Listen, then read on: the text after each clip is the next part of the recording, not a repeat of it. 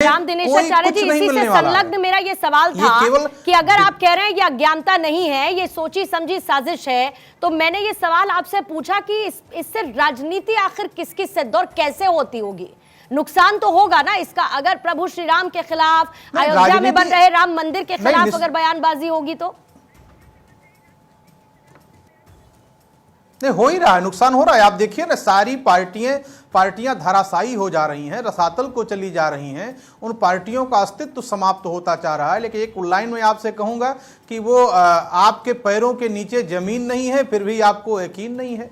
ये यदि बात आपको समझ में नहीं आ रही है, जो भी इसका विरोध करते हैं, मैं उनका नाम नहीं लेना चाहता क्योंकि उनके विरोध से कुछ होने वाला नहीं है। जैसे सूर्य के ऊपर यदि कोई थूकता है तो उसके ऊपर ही पड़ता है, सूर्य पर कोई प्रभाव नहीं पड़ता। बहुत सारे लोगों ने भगवान राम के ऊपर नकारात्मक विचारधाराओं के साथ बहुत सारे आक्षेप लगाते रहते हैं, पर उनका उतना कोई महत्व नहीं है। लेकिन किसी भी प्रकार से आपके चैनल के माध्यम से स्पष्ट कर दूं, किसी भी प्रकार से किसी को, किसी भी पार्टी को कोई राजनीतिक लाभ मिलने वाला नहीं है, क्योंकि ये जो जनता है, भारत की जनता, आज भी आप अयोध्या में आकर देखिए कि राम मंदिर बनने से पूर्व यहाँ की गली गली में अभी भी लोग घूमते हैं यहाँ के रज कण को अपने मस्तक पर लगा लेने और अयोध्या जैसी भूमि, पवित्र भूमि को स्पर्श कर लेने की जो ललक दिखाई पड़ती है, मुझे लगती है वो प्रत्येक भारतवासी में है। इस वक्त जिस तरीके से राम रचे बसे हुए हैं, धर्मों के लोगों, जिस तरीके से प्रभु श्री राम के जयकारे, उनकी गूंज हर तरफ सुनाई दे रही है, आपसे बेहतर कोई और इस वक्त नहीं हो सकता है बताने के लिए,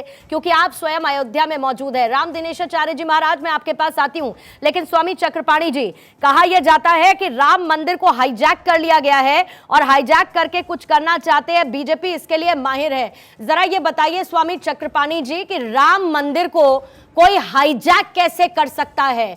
क्या शब्दों का चयन गलत है या भावना सरासर गलत है? नहीं, देखिए ऐसा है, हमें लगता है कि विनाश काले विपरीत बुद्धि, जब नाश मनुष्य का आता है पहले विवेक मर जाता है। वही हालात यहाँ पे है। हमसे पहले पूज्य महाराज जी ने जो बात कही बिल्कुल सही कही। कहीं ना कहीं विपक्षी पार्टी कंफ्यूज है कि लड़ना किससे है।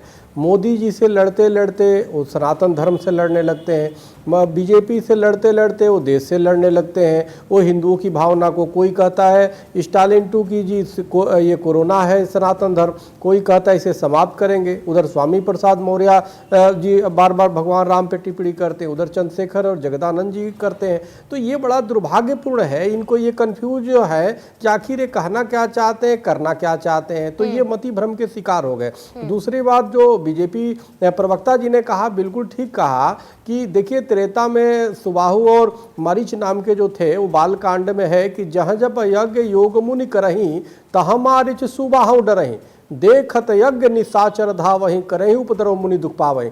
जब विश्वामित्र मुनि यज्ञ अनुष्ठान करते थे तो अनेक सुबाहु मारीच नाम के असुर आते थे और विघ्न डालते थे, जिसको भगवान राम लक्ष्मण आए और उसको विघ्न को दूर करने का काम किया, असुरों का संहार किया। आज जब 1528 के इतने लंबे संघर्ष के बाद सर्वोच्च न्यायालय से निर्णय के आने के बाद जब भव्य राम मंदिर बन रहा है, तो देखिए अब तो त्रेता नहीं है, कलयुग है, तो रूप तो बदल गया लेकिन डीएनए कहीं ना कहीं वही है। अब जानबूझ करके विघ्न डालने का काम, जानबूझ करके टिप्पणी करने का काम, अरे भाई अब से कम तो हिंदुओं को भावना का सम्मान करो। कम से कम आप किससे लड़ रहे हो? आप मोदी जी से लड़ते लड़ते आप अखिल ब्रह्मांड के नायक भगवान श्री राम के प्रति टिप्पणी कर रहे हो, ये क्या बोल रहे हो आप? और बीजेपी ने हाईजैक नहीं किया, बल्कि बीजेपी एक अपनी सेवा भक्ति दिखा रही है। तुम भी दिखाओ ना, इसमें रीज करने की क्या आवश्यकता? आप रेस करो कि आप राम भक्त हो, लेकिन आप बीती ताई विसार दे, आगे के सुध ले।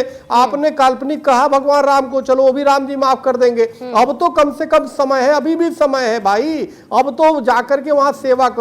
अब सरकार रह के, मुझे पूर्णिमा जी बताना चाहता हूं, जब यूपीए की सरकार थी, हमने कई बार सरकार से कहा अयोध्या जी, मथुरा, काशी के लिए आप विशेष पैकेज की घोषणा की। कभी सरकारें हमेशा उपेक्षा करने का काम करती थी, यानी आजादी के बाद से हर सरकारों ने उपेक्षा की। आज देश के प्रधानमंत्री जी जाते हैं और रामलला के यहाँ दंडवत करते हैं तो हर हिंदू सनातनी की सीना जो है गर्व से ऊंचा हो जाता है और हिंदू स्वाभिमान जागृत होता है। क्योंकि मुगलों ने जिस प्रकार से हिंदू स्वाभिमान को नष्ट भ्रष्ट किया और उन्होंने मिटाने का प्रयास किया, आज पहली बार कोई सरकार है कि कम से कम हिंदुओं का सम्मान करती। नहीं तो छोटे भैया नेता भी अब अयोध्या जी जाने से कतराते हैं, दूसरी सेकुलर तथाकथित सेकुलर और इफ्तार पार्टी सब करने में मस्त रहते हैं। तो ये चीजें अब भूल जाओ, हिंदू समाज जागृत हो चुका है, वो अपने धर्म के प्रति, अपने राष्ट्र के प्रति। नहीं, और आपने बहुत महत्वपूर्ण अपना योगदान तो दीजिए।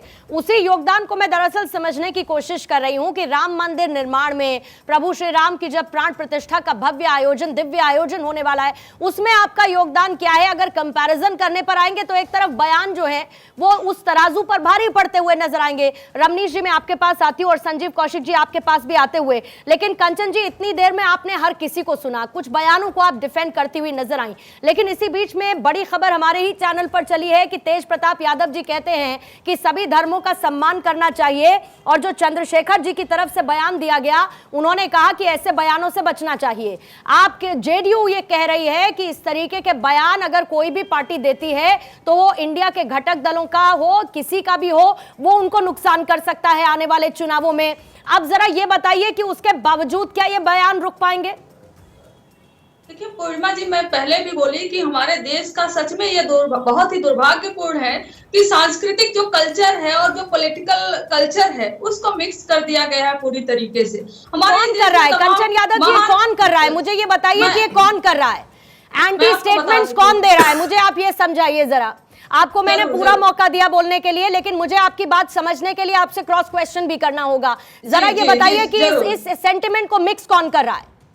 जी जरूर, मैं आपको क्या कह रही हूँ कि मैं कह रही हूँ कि जब दुर्भाग्यपूर्ण दौर है कि पूरा सांस्कृतिक जो कल्चर है वो पॉलिटिकल कल्चर से मिक्स कर दिया गया। हमारे देश में महान समाज सुधारक हुए हैं, चाहे वो आर्य समाज हो, ब्रह्म समाज हो, फिर चाहे ज्योतिबा फूले हो या माता सावित्रीबाई फूले हो। तो 3 तारीख को माता सावित्रीबाई फूले जी का जन्मदिन था, जन्म वर्ष था, और उसी पर एक कोट उनका लगा हुआ था जो मंदिर और एजुकेशन से रिलेटेड था। उस कोट को एक विधायक आरजेडी के लगाते हैं और उस कोट को तुरंत सेकंड नहीं लगता है कि राम टेम्पल से लिंक कर दिया जाता है, जबकि वो एक सांस्कृतिक प्रोग्राम था और एक महान समाज सुधारक माता सावित्रीबाई फूले जिसकी वजह से आप और हम एजुकेट हुए, जिन्होंने सबसे पहले गर्ल्स के लिए एजुकेशन यहाँ पर खोला, स्कूल का खोला। तो ये है मिक्सअप करना सांस्कृतिक कल्चर और हमारे। अच्छा एक बात मुझे जरा बताइए, एक बात मैं आ रही हूँ सिंह साहब मैं आ रही हूँ, लेकिन कंचन जी जरा मुझे एक बात समझाइएगा, एक होता है कि आपने पढ़ लिख कर डिग्री हासिल कर ली, एक सामाजिक समझ भी होती है कि भाई अपने एक्सपीरियंस से समाज में रहते हुए आदमी उसको अर्जित करता है, व्यक्ति उसको अर्जित करता है। अनीता देवी है आपकी बिहार सरकार में मंत्री और वो ये कहती हैं कि अक्षत के नाम पर गरीबों का दोहन हो रहा है। अब आप उस अक्षत को भी राजनीति का सेंटर बना देंगी तो ये बताइए, आपसे सवाल तो पूछेगा ना कोई कि छोड़ देगा कि कहते रहिए जो कहना है? देखिए राजनीति का सेंटर कोई नहीं बनाया है, जैसा आपने तो क्या करें मैडम, इन बयानों को एक कान से सुनकर दूसरे से निकाल दे क्या? एक कान से सुनकर इन तमाम मैं पढ़ के बताऊं आपको या सुनवाऊं कंचन यादव जी? मैं इनको पढ़कर बताऊं या आपको सुनवाऊं एक एक करके? मुझे जरा ये बताइए, मेरे हाथ में इस वक्त 6 से 7 बयान है आपकी पार्टी के, 6 से 7 स्टेटमेंट है मैडम, और वो एंटी स्टेटमेंट्स हैं।